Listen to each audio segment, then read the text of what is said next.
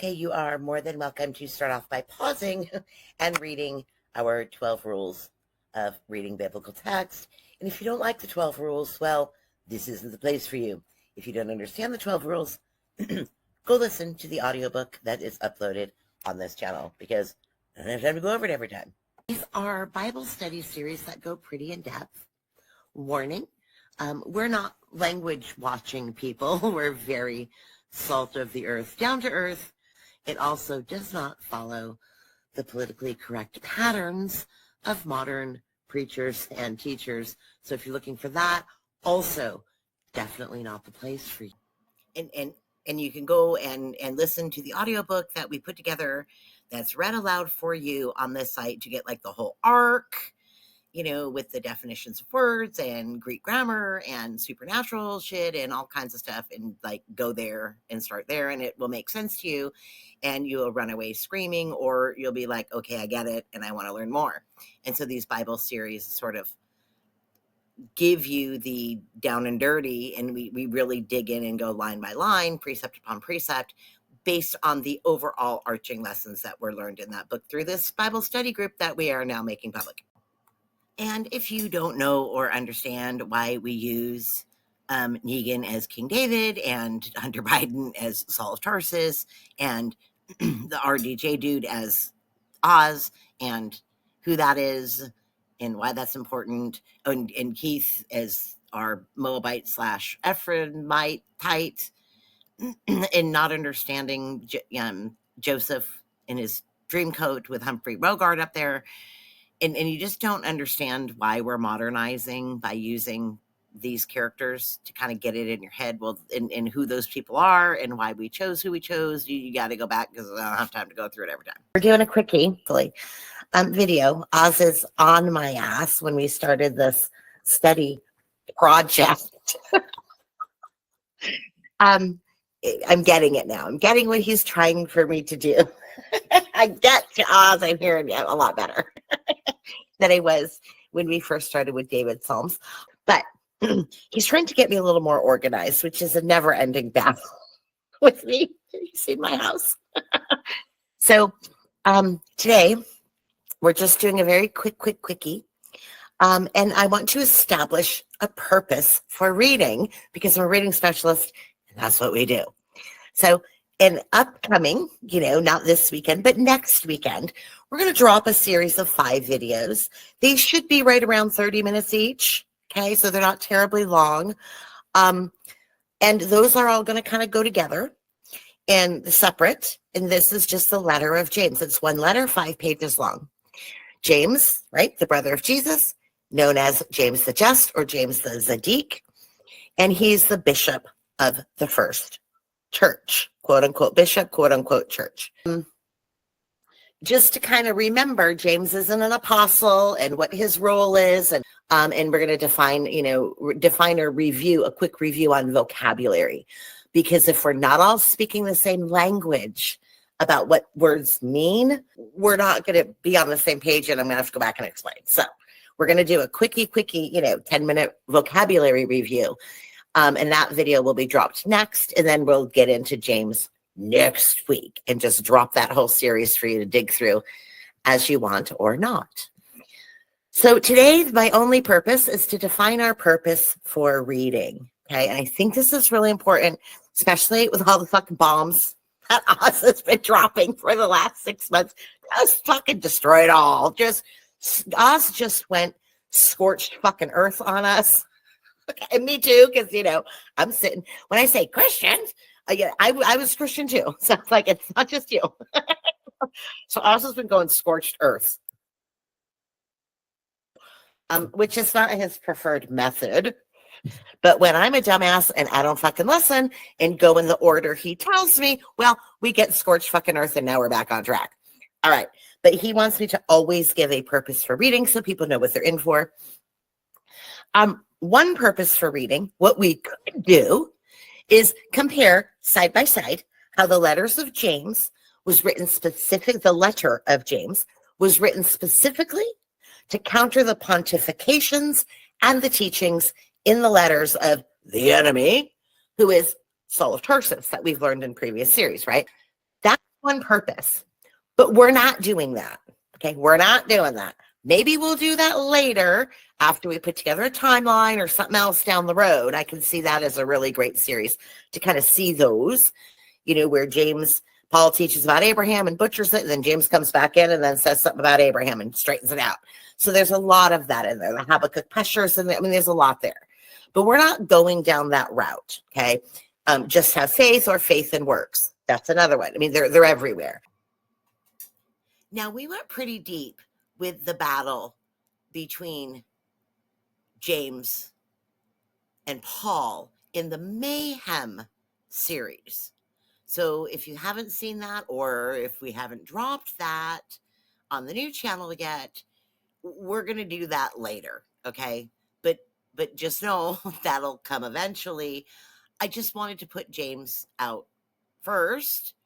And it's, the order's a little wonky from the way we originally did it, but we're going to do James before Mayhem, which is a little strange, but you'll see when you get to the purpose for reading. But I really think that, on the new channel, we've already done Saul of Tarsus, we've done Meet Ephraim. We're in the middle of going all the way back to David, which is actually where we started, and we've woven Ruth in there. So things are in a little bit different order. And, because of all the scorched earthness, I just really want to do something happy and positive. And I think that if you've spent any time on the new channel, you see that we've outlined the vocabulary of, Israel and Hebrew and blah, blah, blah, blah, blah, blah, blah, blah. We did all that. And then there's the book with the logos and the Paul thing. So even though a lot of those concepts, we don't go deep into the series that we've dropped yet, it's a lot of scorched earth going on over there. So I just wanted to put something happy and positive. And now that we understand who and what Israel is, and a little more about the covenants, we know that James was talking to us. You always, James is for the Jews. Don't listen to James. That's not true. James is mean and scary. No, James is wonderful. And so I just want to put a little happy, wonderful James thing on right now as we continue to dig through David and Ruth. So James wrote this letter to combat those pontifications of the enemy. However, we don't have to only read it in that lens, okay? So the lens, we're not doing that. The lens we are, because basically I'm fucking sick of Paul, you guys. If you want Paul, go back to my series. I fucking bashed Paul as much as I can. I provided as much documentation as I can, as much biblical evidence as I can. Between Saul of Tarsus series and then the Mayhem series, just like nail in the coffin, Mayhem goes really into this battle between the original 12 apostles and Saul of Tarsus. And we look at the Dead Sea Scrolls, and we look at, what the Didache, and we look at, we go through the destruction. That's where everything, where the Catholic Church came in and like jankified a bunch of shit. And we look at the history and how they burned the manuscripts that didn't align with Constantine. That's all in there. And the food sacrificed to idols and tableship covenant and the cult that goes, and the logos and the demiurge, like we go in Mayhem, we go. And, how and why they chose Saul of Tarsus. And then we show the worst possible thing, which is the God of Saul is not the same God as the God of the apostles. And we bring that out through both culture and history and Paul's words, and a whole bunch of stuff is in there. So, that's a scorched earth bombshell. And we haven't gotten there yet on this channel, but you can find a lot of that in the book, and we'll get there. We haven't dropped that Mayhem series on this channel yet because I'm so sick of him. So we'll get to Mayhem eventually, but it makes things even worse. And if you want teachings of Paul, if you want teachings against Paul, go to my old series. It's chock full of the last 6 months, all the way through. If you want to hear Paul's teachings, this isn't the place for you. You can choose any denomination in the world, and they're going to give you Paul. So we don't want to do that. Our purpose for reading is actually, we're going to read James. And our purpose for reading James is to understand what he taught the best we can, right? Knowing that the above is true, that James' purpose was writing to combat some things and encourage the church. And that's an important one. He wasn't just combating the teachings of the enemy. He was encouraging the church while everything was falling apart during this mayhem that was going on in these decades immediately following Jesus with the trial, and Christianity's on trial, and Nero's coming in, and the enemy's running around teaching jank shit, and we got all this stuff. He's encouraging the church and giving them words to persevere and endure through it and stick to these teachings while he's combating the things that the enemy is saying. So we're going to take that lens and we're going to understand what he taught the best we can, knowing that the above is true, but we're not necessarily going to analyze the places where he's combating the enemy. We're just going to go with what he's teaching.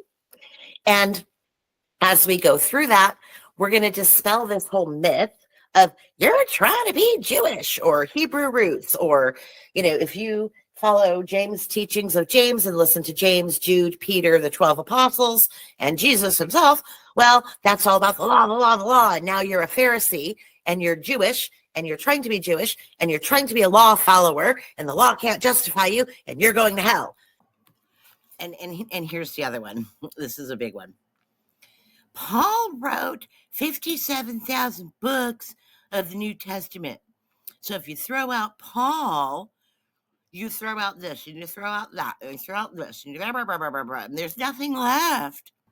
You can't just throw out Paul. Well, Paul's Hunter Biden. So it's like, yes, he should be thrown out. And there's plenty left after that. You will be sorely missed, you little bat-faced piece of shit. I have never. Well, I'll get used to all it. Of my. There's plenty left. So what does Christianity look like without Paul? Well, first of all, it's not really Christianity because they're doing the Logos thing. Go to the book. They don't know who Israel is, right? But once you get over those two major hurdles, what does it look like?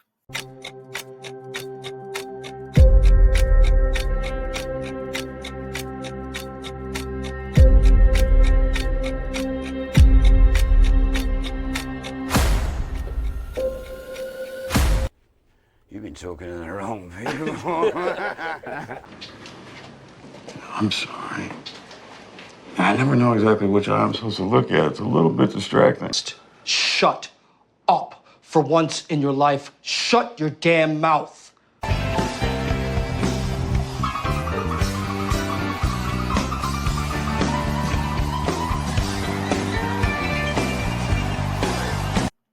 Without Paul and his Logos teaching, which comes from Philo of Alexandria, not from Jesus. So what does that look like? Well, James. Because when you say, I'm more of a Jamesian Christian, that's the attack that you get from friends, family, loved ones, random Christians out in the world. They say, you're trying to be Jewish. You're taking us back to the Pharisee law. And that's just that's a ridiculously uneducated argument to begin with, but that's not what it was at all. So we're going to clear up the myth as we go that you're just trying to be Jewish. This is a Hebrew roots thing. And the law, the law, the law. That's not what this is. So what does Christianity look like with Jesus and the 12? And we're going to get a peek into that by reading James. And that will be our purpose. Bye. Have a great day, guys.